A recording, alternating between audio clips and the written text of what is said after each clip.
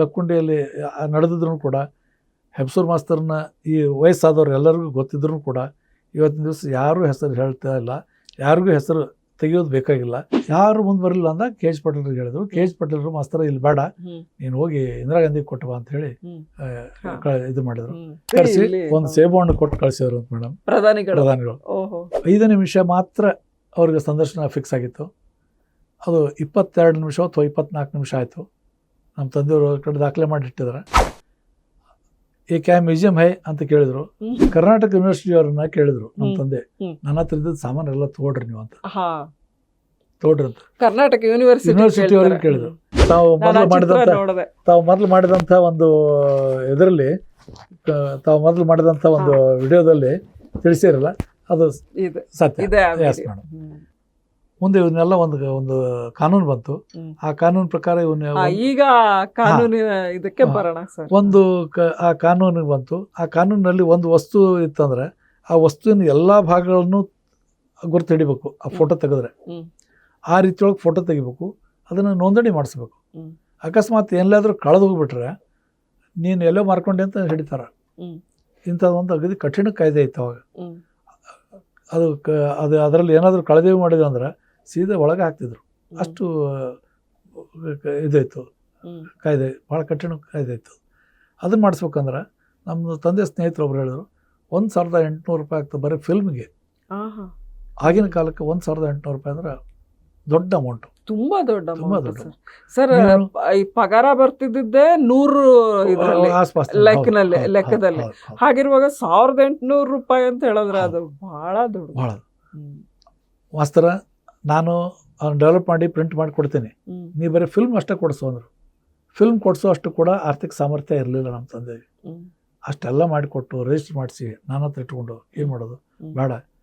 ಇದನ್ನು K H ಪಾಟೀಲ್ರ ಗಮನಕ್ಕೆ ತಂದರು. ಕೆ ಎಚ್ ಪಾಟೀಲ್ರು, ಮಾಸ್ತರ ಬೇಡ, ನೀನು ಡೆಲ್ಲಿ ಕಳಿಸ್ತೀನಿ, ಡೆಲ್ಲಿ ಹೋಗಿ ಇಂದಿರಾ ಗಾಂಧಿ ಅವ್ರು ಕೊಟ್ಬಿಡು ಅಂತ ಹೇಳಿದ್ರು. ಮೋಸ್ಟ್ಲಿ ಸರ್ ಅದಕ್ಕಿಂತ ಮುಂಚೆ ನಾನು ಕೇಳಲ್ಪಟ್ಟಿದ್ದೀನಿ, ತಮ್ಮ ತಂದೆಯವರ ಏನು ಸಹ ಇವ್ರು ಇರ್ತಾರೆ, ವರ್ತಿಗಳಿರ್ತಾರಲ್ಲ, ಅವ್ರು ಹೇಳಿದ್ದೇನಂತ ಹೇಳಿದ್ರೆ, ಇವರು ಹೆಬ್ಸೂರ್ ಮಾಸ್ಟ್ರು ತುಂಬಾ ಒಂಥರ ಸ್ಟ್ರಿಕ್ಟ್, ಮತ್ತೆ ಅವರು ಏನು ಸಂಗ್ರಹಿಸಿದ್ರು ಅದನ್ನ ಜತನದಿಂದ ಕಾಪಾಡಬೇಕು ಅನ್ನೋದು ಅವ್ರಿಗೆ ಬಹಳ ಮನಸ್ಸಲ್ಲಿತ್ತು. ಅವರಿಗೆ ಲೋಕಲ್ ಇವ್ರುಗಳ ಬಗ್ಗೆ, ಅಧಿಕಾರಿಗಳ ಬಗ್ಗೆ ಅಷ್ಟಾಗಿ ಅಂದ್ರೆ ಉಡಾಫೆಯಿಂದ ಎಲ್ಲೋ ಚೆಲ್ಬಿಟ್ರೆ ನಾವು ಇಷ್ಟೆಲ್ಲ ಕಷ್ಟಪಟ್ಟಿದ್ದು ಇತಿಹಾಸದ್ದು ಎಲ್ಲೋ ಹೋಗ್ಬಿಡುತ್ತಲ್ಲ ಅಂತ ಅವ್ರಿಗೆ ಮನಸ್ಸಿನಲ್ಲಿ ಬಹಳ ಸಂಶಯ ಇತ್ತು. ಆ ಕಾರಣದಿಂದ ಇಲ್ಲ ಇದನ್ನ ಅವರು ಕೆ ಎಚ್ ಪಾಟೀಲ್ರ ಗಮನಕ್ಕೆ ತರ್ತಾರಂತೆ. ಆಗ ಕೆ ಎಚ್ ಪಾಟೀಲ್ ಹೇಳ್ತಾರೆ, ನಿಮಗೆ ಹಾಗಿದ್ರೆ ಏನ್ ಮಾಡ್ಬೇಕು ಅಂತ. ಇಲ್ಲ, ಇದನ್ನ ನಾನು ಇಂದಿರಾ ಗಾಂಧಿ ಅವ್ರಿಗೆ ಕೊಡ್ಬೇಕು ಅಂತ ಫಸ್ಟ್ ಹೆಬ್ಸೂರ್ ಮಾಸ್ಟ್ರೇ ಹೇಳ್ಬಿಟ್ಟು. ಸತ್ಯ ಮೇಡಮ್, ಇದು ಕರ್ನಾಟಕ ಯೂನಿವರ್ಸಿಟಿ ಅವ್ರನ್ನ ಕೇಳಿದ್ರು ನಮ್ಮ ತಂದೆ, ನನ್ನ ಹತ್ರ ಇದ್ದದ್ದು ಸಾಮಾನು ಎಲ್ಲ ತಗೊಳ್ರಿ ನೀವು ಅಂತ. ತಗೊಳ್ರಿ ಅಂತ ಕರ್ನಾಟಕ ಯೂನಿವರ್ಸಿಟಿ ಅವ್ರಿಗೆ ಕೇಳಿದ್ರು. ಯೂನಿವರ್ಸಿಟಿ ಅವರು ಇದನ್ನ ಮಾಡಲಿಲ್ಲ, ತಾವು ಮುಂದೆ ಬರಲಿಲ್ಲ. ಎಷ್ಟೋ ವಿಷಯಗಳನ್ನು, ಎಷ್ಟೋ ಇವನ್ನ ಯಾರು ನೀವು ತೊಗೊಳ್ರಿ ಅಂತೇಳಿ 1-2 ಸಂಸ್ಥೆಗಳನ್ನು ಕೇಳಿದ್ರು. ಯಾರು ಮುಂದೆ ಬರಲಿಲ್ಲ. ಅವಾಗ ಯಾರು ಮುಂದೆ ಬರಲಿಲ್ಲ ಅಂದಾಗ ಕೆ ಎಚ್ ಪಾಟೀಲ್ರಿಗೆ ಹೇಳಿದ್ರು. ಕೆ ಎಚ್ ಪಾಟೀಲ್ರು, ಮಾಸ್ತರ ಇಲ್ಲಿ ಬೇಡ, ನೀನು ಹೋಗಿ ಇಂದಿರಾ ಗಾಂಧಿ ಕೊಟ್ಟವ ಅಂತ ಹೇಳಿ ಇದು ಮಾಡಿದ್ರು. ಕೆ ಎಚ್ ಪಾಟೀಲ್ರು ಮೋಸ್ಟ್ಲಿ ನನಗನ್ಸೋ ಮಟ್ಟಿಗೆ ಡಿ ಆರ್ ಪಾಟೀಲ್ರು ಇರಬೇಕು. ರಾತ್ರಿ 10 ಗಂಟೆಗೆ ನಮ್ಮ ಮನೆಗೆ ಬಂದು ನಮ್ಮ ತಂದೆಯವ್ರಿಗೆ 1,000 ರೂಪಾಯಿ ಕೊಟ್ಟರು. ಆಗಿನ ಕಾಲಕ್ಕೆ, ಮಾಸ್ತರ ನೀನು ಖರ್ಚಿಗೆ ಇಟ್ಟುವ ಇದನ್ನ, ನೀನು ಬೆಂಗಳೂರಿಗೆ ಹೋಗು, ಕೆ ಎಚ್ ಪಾಟೀಲ್ರನ್ನ ಭೇಟಿಯಾಗು, ಅವ್ರು ಮುಂದಿನ ವ್ಯವಸ್ಥೆ ಮಾಡ್ತಾರೆ ಅಂತೇಳಿ. ಕೆ ಎಚ್ ಪಾಟೀಲ್ ಹತ್ರ ಜೊತೆಗೆ ನಮ್ಮ ತಂದೆಯವ್ರ ಜೊತೆಗೆ ನಾನು ಬಂದಿದ್ದೆ KPSC ಆಫೀಸ್ನಲ್ಲಿ. ಕೆ ಎಚ್ ಪಾಟೀಲ್ರು ಕೂಡಿಸಿ ಒಂದು ರೈಲ್ವೆ ಟಿಕೆಟ್ ತೆಗೆಸ್ಕೊಟ್ರು ಡೆಲ್ಲಿಗೆ. ಅಲ್ಲಿ ಒಂದು ಲೆಟರ್ ಕೊಟ್ಟರು. ಕೆ ಎಚ್ ಪಾಟೀಲ್ ಲೆಟರ್ನಿಂದ ಅಲ್ಲಿ ಹೋಗಿದ್ದು. ಮಹಿಷಿ ಅವರು ಕೂಡ ಅಪ್ಪ ಅವರನ್ನ ರೈಲ್ ಹತ್ತಿಸಿ ವಾಪಸ್. ಹೌದು ಮೇಡಮ್, ನಾನು ಹೋಗ್ಲಿಲ್ಲ ಮೇಡಮ್. ತಾವಾಗ 9-10ನೇ ಕ್ಲಾಸಿನ ಹುಡುಗ. 76 ಮೇಡಮ್, SLC ಅದೇ ಮುಗಿದಿತ್ತು. ಡೆಲ್ಲಿಗೆ ಲೆಟರ್ ಬರೆದ್ರು ಕೆ ಎಚ್ ಪಾಟೀಲ್ರು, ಮತ್ತು ಸರೋಜಿನಿ ಮಹಿಷಿ ಅವರು ಲೆಟರ್ ಬರೆದ್ರು ಅಂತ ನಮ್ಮ ತಂದೆಯವ್ರು ಹೇಳಿದ ನೆನಪು. ಕೆ ಎಚ್ ಪಾಟೀಲ್ ಲೆಟರ್ ಇದೆ. ಅವಾಗ ಅವ್ರ ಮಂತ್ರಿಗಳು ಸರೋಜಿನಿ ಮಹಿಷಿ ಅವರು. ಹೌದು, ಕೆ ಎಚ್ ಪಾಟೀಲ್ ಬರೆದಂಥ ಲೆಟರ್ ನನ್ನ ಹತ್ರ ಇದೆ. ಅಲ್ಲಿ ಬರೆದ್ರೆ ಕೆ ಲಕ್ಕಪ್ಪ ಅಂತ ಹೇಳಿ MP ಮೇಡಮ್, ಅವ್ರ ಮನೆಗೆ ಹೋಗ್ರಿ ಅಂತ ಹೇಳಿದ್ರು. ಅವ್ರ ಮನೆಗೆ ಹೋದ್ರು. ಕೆ ಲಕ್ಕಪ್ಪ ಅವ್ರ ತಾಯಿ ಭಾಳ ಆದರದಿಂದ ನೋಡ್ಕೊಂಡ್ರು ನಮ್ಮ ತಂದೆಯವ್ರನ್ನ. ಮಹಾನ್ ತಾಯಿ ಆಕೆ ಎಲ್ಲ ನೋಡಿಕೊಂಡು ಇವ್ರನ್ನೆಲ್ಲ ಇದು ಮಾಡಿಕೊಂಡು ಇಂದಿರಾ ಗಾಂಧಿ ಅವ್ರನ್ನ ಭೇಟಿ ಮಾಡೋದಕ್ಕೆ ವ್ಯವಸ್ಥೆ ಮಾಡಿದ್ರು ಕೆ ಎಚ್ ಪಾಟೀಲ್ರು. ಇಂದಿರಾ ಗಾಂಧಿ ಅವ್ರಿಗೆ ಭೇಟಿ ಆದ ನಂತರ 5 ನಿಮಿಷ ಮಾತ್ರ ಅವ್ರಿಗೆ ಸಂದರ್ಶನ ಫಿಕ್ಸ್ ಆಗಿತ್ತು. ಅದು 22 ನಿಮಿಷ ಅಥವಾ 24 ನಿಮಿಷ ಆಯಿತು. ನಮ್ಮ ತಂದೆಯವರು ಕಡೆ ದಾಖಲೆ ಮಾಡಿ ಇಟ್ಟಿದ್ದಾರೆ. ಈ ಕ್ಯಾ ಮ್ಯೂಸಿಯಂ ಹೈ ಅಂತ ಕೇಳಿದ್ರು, ನಿಮಗೆ ಏನ್ ಬೇಕು ಅಂತ ಸರ್ ಗೊತ್ತು, ಅವರು ಕಚೇರಿಯ ಈ ಕಡೆ ಹೀಗೆ ಹೋಗುವಾಗ ಅಲ್ಲಿ ಹರಡಿದ್ದಾರೆ. ತಾವು ಮೊದಲು ಮಾಡಿದಂತ ಒಂದು ಇದರಲ್ಲಿ, ತಾವು ಮೊದಲು ಮಾಡಿದಂತ ಒಂದು ವಿಡಿಯೋದಲ್ಲಿ ತಿಳಿಸಿರಲ್ಲ, ಅದು ಸತ್ಯ. ಅವ್ರ ಮನೆಗೆ ಹೋಗೋ ದಾರಿಯಲ್ಲಿ ಒಂದ್ ಜಮಖಾನ ಹಾಸ್ಬಿಟ್ಟು ಅಲ್ಲಿ ಇಂದಿರಾ ಗಾಂಧಿ ಅವರು ಮಾಸ್ಟರ್ಗೆ ಕೇಳ್ತಿರೋದು ಇದು ಏನು ಅಂತ. ಇಲ್ಲಿ ಕೆಳಗಡೆ ಮಾಸ್ಟರ್ ಫುಲ್ಲು ತಮ್ಮ ಗಂಟಿಂದ ಪ್ರಾಚೀನ ವಸ್ತುಗಳನ್ನ, ಪುರಾತತ್ವ ವಸ್ತುಗಳನ್ನ ಹರಡಿದ್ದಾರೆ. ಅಲ್ಲಿ ಕಾಣಿಸುವಂತ ಖಡ್ಗ, ಕತ್ತಿ, ಢಾಲು ಇದೆ ಅಲ್ಲ ಮೇಡಮ್, ಒಂದೊಂದು ಕಟ್ಟರಲ್ಲಿ ಒಂದೊಂದ್ರಲ್ಲಿ ಸುತ್ತ ಬಿಟ್ರೆ 19 ಆಗ್ಬಿಡುತ್ತೆ. ಇದ್ರಲ್ಲಿ ಇದು ಇದೆ ಏನು ಸರ್, ಗುರಾಣಿ ಅದಿದೆ ಇಲ್ಲಿ. ಹೌದು ಹೌದು, ಎಲ್ಲ ಗಂಟೆಗಳು, ಖಡ್ಗ ಎಲ್ಲ ಪ್ರಧಾನಮಂತ್ರಿಗಳ ಒಂದು ಆಶ್ಚರ್ಯ ಅಂದ್ರೆ ನಮ್ಮ ತಂದೆಯವ್ರು ಹೇಳಿ ನಗ್ತಿದ್ರು. ಅವ್ರು ನಮ್ಮ ತಂದೆಯವ್ರಿಗೆ ಹಲ್ಲಲ್ಲಿ ಕಡ್ಡಿ ಹಾಕೋದು ಒಂದು ಅಭ್ಯಾಸ ಇತ್ತು. ಇಲ್ಲೊಂದು ಟಾರ್ಚಿನಿ ಇಟ್ಕೊಂಡಿರ್ತಿದ್ರು ಜಾಕೆಟ್ ಅಲ್ಲಿ. ಆ ಜಾಕೆಟ್ ಅಲ್ಲಿ ಟಾರ್ಚಿನಿ ತಗೊಂಡು ಹಲ್ಲ ಕಡ್ಡಿ ಹಾಕಿ ಮತ್ತೆ ವಾಪಸ್ ಇಲ್ಲೇ ಇಟ್ಕೊಳ್ಳೋದು ಒಂದು ಅವ್ರದ್ದು ಅಭ್ಯಾಸ. ಅವ್ರು ಒಳಗೆ ಹೋಗ್ಬೇಕಾದ್ರೆ ಸೆಕ್ಯೂರಿಟಿ ಅವರೆಲ್ಲ ಚೆಕ್ ಮಾಡಿ ಈ ಟಾರ್ಚಿನಿ ತೆಗ್ಸಿದ್ರು. ಆಯ್ತು, ತೆಗೆದಿಟ್ರು, ಒಳಗೆ ಹೋದ್ರು. ಆಮೇಲೆ ಒಳಗೆ ಹೋಗಿ ಒಳಗೆ ಖಡ್ಗ, ಢಾಲು ಎಲ್ಲ ತಗೊಂಡು ಇಲ್ಲಿ ನೋಡಿ ಸರ್, ಇಲ್ಲಿ ಡಿಸ್ಪ್ಲೇ ಮಾಡಿದ್ದಾರೆ. ನಮ್ಮ ಅಪ್ಪ ಅವ್ರು ಆಮೇಲೆ ಹೇಳಿದ್ರು, ನೋಡು ಒಂದು ಟಾರ್ಚಿನಿ ತೆಗ್ಸಿರು, ನಾ ಇಂಥ ದೊಡ್ಡ ಖಡ್ಗನ ತಗೊಂಡೋಗಿದ್ದೆ, ಸೂಜಿ ತೆಗೆದ್ಬಿಟ್ರು, ಇಲ್ಲಿ ದೊಡ್ಡ ಖಡ್ಗ ಇರೋದನ್ನ ಬಿಟ್ಟು ತಗೊಂಡೋಗಿ ಅಂತ ಗೊತ್ತಾಗುತ್ತೆ ಸರ್. ಇಲ್ಲಿ ಕಚೇರಿ ಇವರೆಲ್ಲ ಕರೆಸಿ ಒಂದು ಸೇಬು ಹಣ್ಣು ಕೊಟ್ಟು ಕಳ್ಸಿದ್ರು ಅಂತ ಮೇಡಮ್, ಪ್ರಧಾನಿಗಳು ಮನೆ ಕರೆಸಿ ಒಂದು ಸೇಬು ಹಣ್ಣು ಕೊಟ್ಟು ಕಳ್ಸಿರಂತೆ. ಮುಂದೆ ಅದನ್ನ ನ್ಯಾಷನಲ್ ಮ್ಯೂಸಿಯಂ ಡೆಲ್ಲಿ ಅವ್ರಿಗೆ ಹ್ಯಾಂಡ್ ಓವರ್ ಮಾಡಲಿಕ್ಕೆ ಹೇಳ್ತಾರೆ. ಅಲ್ಲಿ ಬ್ಯಾನರ್ಜಿ ಅನ್ನೋರ ನೇತೃತ್ವದೊಳಗೆ, ಅವರು ಡೈರೆಕ್ಟರ್, ಅವ್ರ ನೇತೃತ್ವದೊಳಗೆ ಎಲ್ಲ ವಸ್ತುಗಳನ್ನ ನ್ಯಾಷನಲ್ ಮ್ಯೂಸಿಯಂಗೆ ಹ್ಯಾಂಡ್ ಓವರ್ ಮಾಡಿಸ್ತಾರೆ. ಅದ್ರ ಚಿತ್ರ ನಾನು ನೋಡಿದ್ದೀನಿ. ಅಲ್ಲಿ ಹ್ಯಾಂಡ್ ಓವರ್ ಮಾಡ್ತಾರೆ. ಅಲ್ಲಿ ಈಗಲೂ ಕಾಣಬಹುದು ಅಂತ ಯಾರೋ ನನಗೆ ಡೆಲ್ಲಿ ಅವರು ಹೇಳಿದ್ರು. ನ್ಯಾಷನಲ್ ಮ್ಯೂಸಿಯಂ ಅಲ್ಲಿ ಲಕ್ಕುಂಡಿಗೆ ಸೇರಿರುವಂತಹ ವಸ್ತುಗಳು ಇದೆ, ಅದು ಹೆಬ್ಸೂರ್ ಮಾಸ್ಟರ್ ಕೊಟ್ಟಿರ್ಬೇಕು ಬಹುಶಃ. ಇಂದಿರಾ ಗಾಂಧಿ ಅವ್ರು ಹೇಳಿ ಅದನ್ನ ಅಲ್ಲಿ ಇಡಿಸಿರೋದು ಅಂತ ಹೇಳ್ಬಿಟ್ಟು ಅದನ್ನ ತಮ್ಮ ತಂದೆಯವರು ಹೇಳ್ತಾರಂತೆ, ನಮ್ಮ ತಂದೆಯವರು ತಾವೇ ತಗೊಂಡ್ಬಿಡಿ ಅಂತ ಹೇಳ್ತಾರೆ. ನಮ್ಮ ತಂದೆಯವರು ಒಂದೇ ಒಂದು ಬೇಡಿಕೆ ಇಟ್ರು, ಇದನ್ನ ಇದು ಲಕ್ಕುಂಡಿದೆ ಆಸ್ತಿ, ಲಕ್ಕುಂಡಿ ಗ್ಯಾಲರಿ ಅಂತ ಒಂದು ಸಪ್ರೇಟ್ ಮಾಡಿ ಅಲ್ಲಿ ಮಾತ್ರ ದಯಮಾಡಿ ಅಲ್ಲಿ ಒಂದು ಸಪ್ರೇಟ್ ಇಡ್ರಿ ಅಂತ ವಿನಂತಿ ಮಾಡ್ಕೊಂಡಿದ್ರು. ಅಲ್ಲಿ ಏನ್ ಡೆಲ್ಲಿ ಅವ್ರು ಏನ್ ಮಾಡಿದ್ರು ಗೊತ್ತಿಲ್ಲ, ವಿಚಾರಿಸ್ಬೇಕು. ಹೌದು ಸರ್, ಲಕ್ಕುಂಡದ ಒಂದು ಐಡೆಂಟಿಟಿ ಇರ್ಲಿ ಅಂತ ಇರ್ಲಿ, ಅದೇ ಒಂದು ಅವ್ರ ಅಪೇಕ್ಷೆ ಇತ್ತು, ಅದೊಂದು ಕೇಳಿದ್ರಂತೆ ಸರ್. ಆಮೇಲೆ ತಮ್ಮ ತಂದೆಯವರು ಅದನ್ನು ಹೇಳದಂತೆ, ಏನಿದು ಮ್ಯೂಸಿಯಂ ಅಂತಂದಾಗ ಇದೆಲ್ಲ ತಮಗೆ ತಗೊಂಡ್ಬಿಡಿ ತಾವು ಅಂತ ಹೇಳ್ತಾರಂತೆ ತಮ್ಮ ತಂದೆ. ಎಲ್ಲ ಏನ್ ಎದಕ್ ತಂದಿರಿ ಅಂದ್ರೆ ನಿಮಗೆ ಕೊಡ್ಲಿಕ್ಕೆ ತಂದಿನಿ ಅಂತ ಹೇಳಿದಂತ.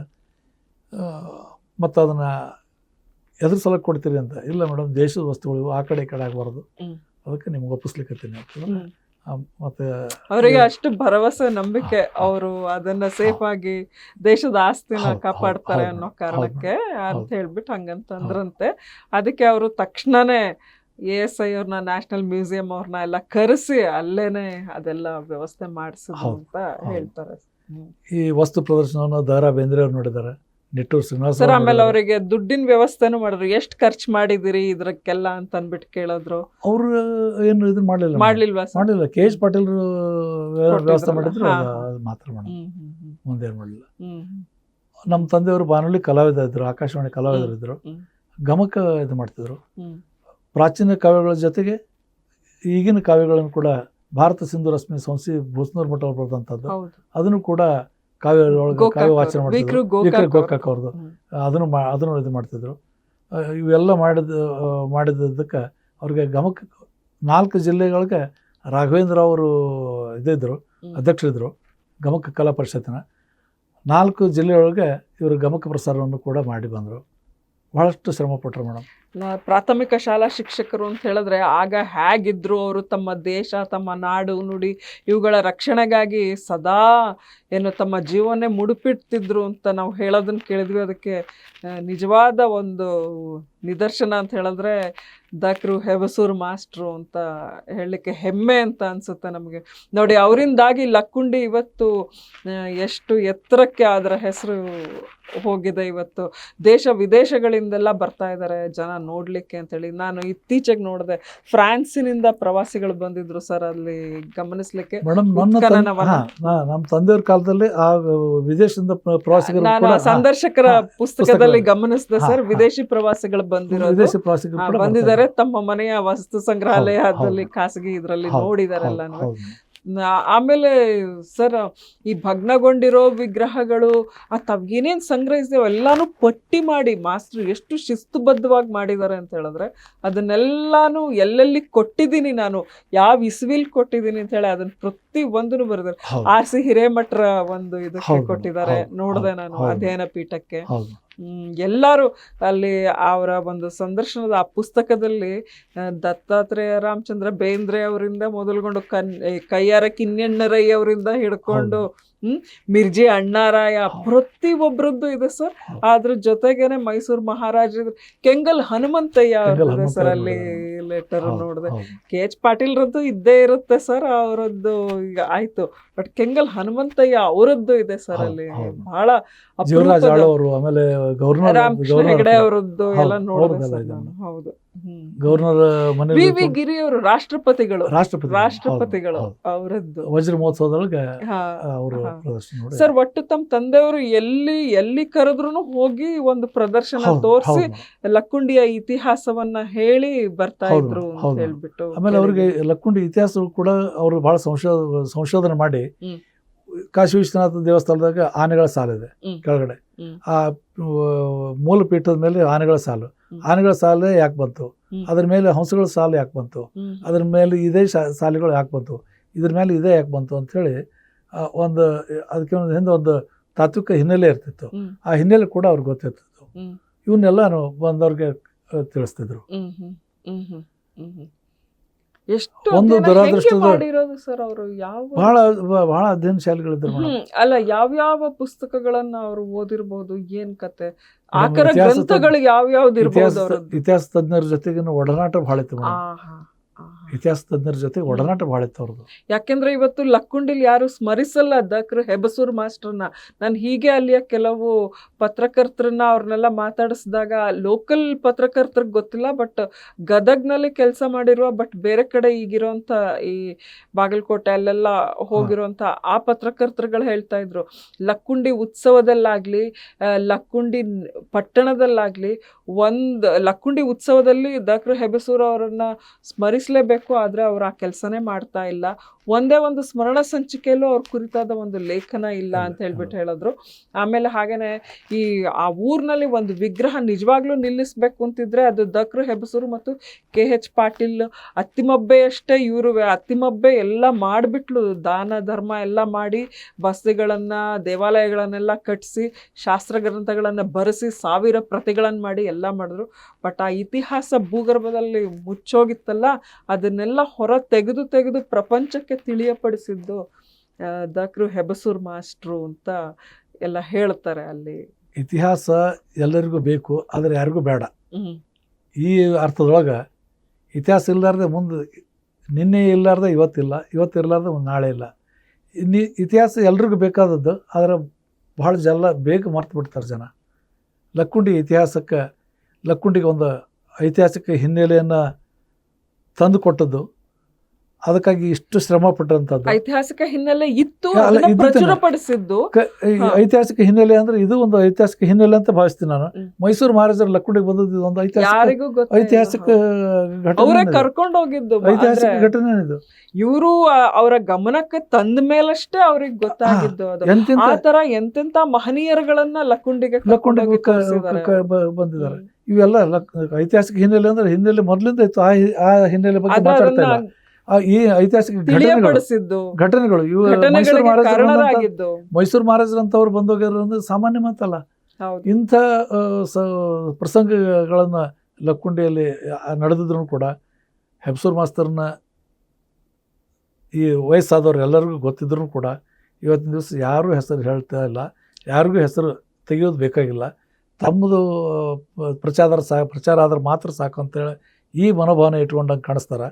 ಆದರೆ ನನಗೆ ಒಂದು ಸಂತೋಷ ಆಗಿದ್ದು, ನೀವು ಇದನ್ನು ಶ್ಯಾಮ್ ಸುಂದರ್ ಬಿದಿರ್ಕುಂದಿ ಸರಿಂದ ಮಾತಾಡಿ ಇದನ್ನು ಹೊರಡಿಸಿದ್ದು ನನ್ನಲ್ಲಿ ಒಂದು ದೊಡ್ಡ ಪುನಶ್ಚೇತನವನ್ನು ಸರ್, ಮಾಡಿ ಸಂಯುಕ್ತ ಕರ್ನಾಟಕಕ್ಕೂ ಹೆಬಸೂರ್ ಮಾಸ್ಟರ್ಗೂ ಮತ್ತೆ ಸಂಬಂಧ ಇತ್ತು ಅವಿನಾಭಾವ ಸರ್. ಸಂಬಂಧ. ಅವಿನಾಭಾವ ಸುರೇಂದ್ರ ದಾನಿ ಅವರು ಅಗದಿ ಹೌದು ಆತ್ಮೀಯರು. ಸರ್, ಹಾಗಾಗಿ ನಾವು ಬಿಡ್ಲಿಕ್ಕೆ ಆಗಲ್ಲ ಸರ್, ಯಾರೇ ಇದ್ ಮಾಡಿದ್ರು. ಇದರಲ್ಲಿ ನೀವು ಪ್ರಾರಂಭ ಮಾಡಿದ ನಂತರನೇ ಇದು ಹೆಚ್ಚು ಇದಕ್ಕೆ ಬಂದಂತದ್ದು ಇದು.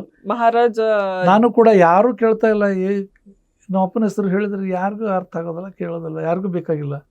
ಹೋಗ್ಬಿಡ, ನಮ್ಮ ಅಪ್ಪ ಮಾಡಿದ ಕೆಲಸ ಅವ್ರಿಗೆ ಗೊತ್ತದ, ನನಗೆ ಗೊತ್ತ, ಹೋಗ್ಬಿಡ ಅಂತ ಸುಮ್ಮನೆ ಇದೆ ಇಲ್ಲಿವರೆಗೂ.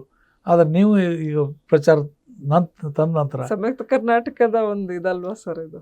ಮೇಡಮ್, ಸಂಯುಕ್ತ ಕರ್ನಾಟಕಕ್ಕೆ ಇದಕ್ಕಿಂತ ಮೊದಲು ಎಷ್ಟೋ ಇತ್ತಲ್ಲ. ಈಗ ಸಂದರ್ಭದಲ್ಲಿ ನೀವು ತಂದ್ರಲ್ಲ, ಅದು ಅಂದ್ರೆ ಭಾಳ ಈಗ ಲಕ್ಕುಂಡಿ ಇವಾಗ ನಡೀತಾ ಇದೆ ಸರ್, ನಡೀತಾ ಇದೆ. ಹಾಗಾಗಿ. ಕರೆಕ್ಟ್, ಸಾಂದರ್ಭಿಕದ ಒಪ್ಕೊಳ್ತೀನಿ. ಇದನ್ನು ಮಾಡಿದ್ದಕ್ಕಾಗಿ ನಾನು ಈಗ ಸಂಯುಕ್ತ ಕರ್ನಾಟಕಕ್ಕೆ ನಿಮಗೆ ಸಂಯುಕ್ತ ನನ್ನ ಅನಂತ ಕರ್ನಾಟಕಕ್ಕೆ ಕೃತಜ್ಞತೆಗಳನ್ನು ಸಲ್ಲಿಸ್ತೀನಿ. ಹೌದು ಸರ್. ಏನಂತ ಹೇಳಿದ್ರೆ ಈಗ ಲಕ್ಕುಂಡಿಯ ಒಂದು ಐತಿಹಾಸಿಕ ಭೂ ಉತ್ಖನನ ಈಗ ಮತ್ತೆ ಪ್ರಾರಂಭವಾಗಿದೆ ಸರ್. 2004-05 ಒಂದ್ಸರಿ ನಡೆದಿತ್ತು. ಆಮೇಲೆ ತಮಗೆ ಗೊತ್ತು, ಆ ಭಾಗದಲ್ಲಿ ಇತ್ತೀಚೆಗೆ ವಿಪರೀತ ಮಳೆ ಆಗ್ತಾ ಇದೆ ಅಲ್ಲಿ. ಹಾಗಾಗಿ ಇವರು ಜೂನ್ನಲ್ಲೇ ಇದಕ್ಕೆ ಒಂದು ಶಿಲಾನ್ಯಾಸ ಮುಖ್ಯಮಂತ್ರಿಗಳಿಂದನೇ ನೆರವೇರಿಸಿದ್ರು, ಅದು ಸಾಧ್ಯವಾಗಿರಲಿಲ್ಲ. ಈಗ ಮಳೆ ಎಲ್ಲ ಸ್ವಲ್ಪ ನಿಂತು ಏನು ಹವಾಮಾನ ಒಂದು ಸ್ವಲ್ಪ ಏನು ಪೂರಕವಾಗಿರೋದ್ರಿಂದ ಈಗ ಮತ್ತೆ ಶುರುವಾಗಿದೆ. ಜನವರಿ 16ರಿಂದ ಪ್ರಾರಂಭವಾಗಿದೆ, ಸತತ ನಡೀತಾ ಇದೆ ಸರ್. ಈಗ ಒಂದೊಂದು ದಿವಸನೂ ಸಾಕಷ್ಟು ಭೂಮಿ ಒಳಗಿಂದ ಏನು ನಮ್ಮ ಇತಿಹಾಸದ ಕುರುಹುಗಳೆಲ್ಲ ಹೊರಗೆ ಬರ್ತಾ ಇವೆ ಸರ್. ಇದ್ರ ಜೊತೆಗೇನೆ ಇತಿಹಾಸದ ಪುಟದಲ್ಲಿ ಸುವರ್ಣಾಕ್ಷರದಲ್ಲಿ ಬರೆದಿಡಬೇಕಾದಂತಹ ಹೆಸರಾಗಿರುವಂತಹ ದ.ಕೃ. ಹೆಬಸೂರ್ ಅವರನ್ನ ಈ ಸಂದರ್ಭದಲ್ಲಿ ನಾವು ನೆನೆಸಿದ್ರೆ ಒಂದು ಲಕ್ಕುಂಡಿಗೆ ಮತ್ತು ಏನು ನಾವು ಕನ್ನಡ ಜನಮಾನಸದಲ್ಲಿ ಶಾಶ್ವತವಾಗಿ ನೆಲೆಗೊಳ್ಳಬೇಕಾದಂಥ ಹೆಸರು ಇದು. ಹಾಗಾಗಿ ನಾವು ನೆನೆಸಲೇಬೇಕಾಗಿರೋದು ನಮ್ಮ ಕರ್ತವ್ಯ ಸರ್, ಆದ್ಯ ಕರ್ತವ್ಯ ಅಂತ ಅನ್ಕೊಂಡಿದೀವಿ. ಸೊ ತಾವ್ ಇಲ್ಲಿವರೆಗೂ ಬಂದು ರಾಯಚೂರಿಂದ ಅದಕ್ಕೋಸ್ಕರ ಬಂದು ಇದು ಮತ್ತೆ ಆ ಫೋಟೋಗಳು, ಆ ದಾಖಲೆಗಳು ಪ್ರತಿಯೊಂದನ್ನು ಹಿಡ್ಕೊಂಡು ಬಂದಿದ್ದೀರಿ ಸರ್. ತಮಗೆ ಹಾಗೂ ತಮ್ಮ ಶ್ರೀಮತಿಯವರಿಗೆ ಇಬ್ಬರಿಗೂ ಧನ್ಯವಾದಗಳು ಸರ್. ಸಂಯುಕ್ತ ಕರ್ನಾಟಕ ಡಿಜಿಟಲ್ ಹಾಗೂ ಸಂಯುಕ್ತ ಕರ್ನಾಟಕ ಲೋಕಶಿಕ್ಷಣ ಟ್ರಸ್ಟ್ ಸಂಸ್ಥೆ ವತಿಯಿಂದ ತಮಗೆ ನಮಸ್ಕಾರ ಸರ್, ವಂದನೆಗಳು. ಲಕ್ಕುಂಡಿ ಇತಿಹಾಸ ಬೆಳಕಿಗೆ ಬರೋದಕ್ಕೆ ದೊಡ್ಡ ಸಹಾಯ ಮಾಡಿರಿ. ತಮ್ಮನ್ನು ಅತ್ಯಂತ ಕೃತಜ್ಞತಾಪೂರ್ವಕವಾಗಿ ನಾನು ಸ್ಮರಿಸ್ತೇನೆ. ನಮಸ್ಕಾರ. ನಮಸ್ಕಾರ.